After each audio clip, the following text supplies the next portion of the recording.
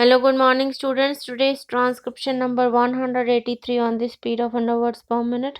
Start. Mr. Vice Chairman, I have introduced the bill some time back in respect of a vital matter which has been engaging the attention of various sections of our society. The matter has been discussed by several forums like various political parties, universities, bar associations, state governments, and so on. The matter is regarding what should be the relationship between states and what should be the relation between the center and the states in our polity.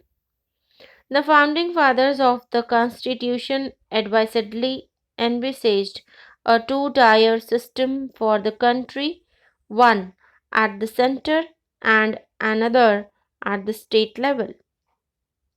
And they suggested that there should be a coordinating forum to harmonize relations between the Union and the states in various fields.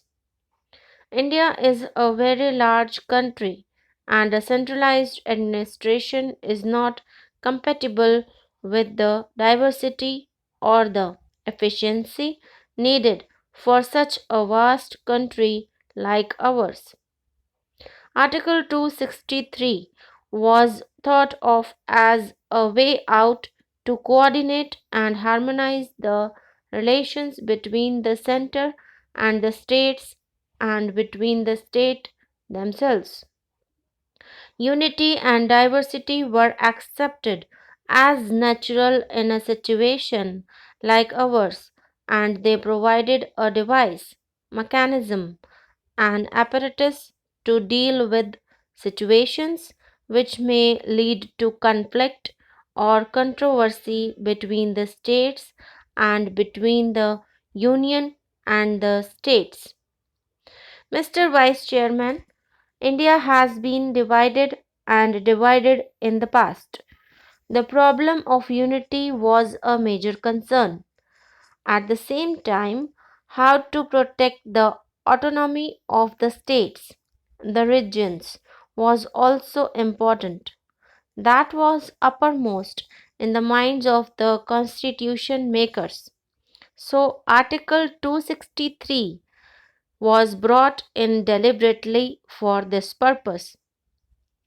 The constitutional arrangements envisage division of powers between the states and the center. It also envisages common subjects which fall within the purview of both the central government and the state governments. Three lists were drawn up. There is the union list, there is the state list, and there is the concurrent list.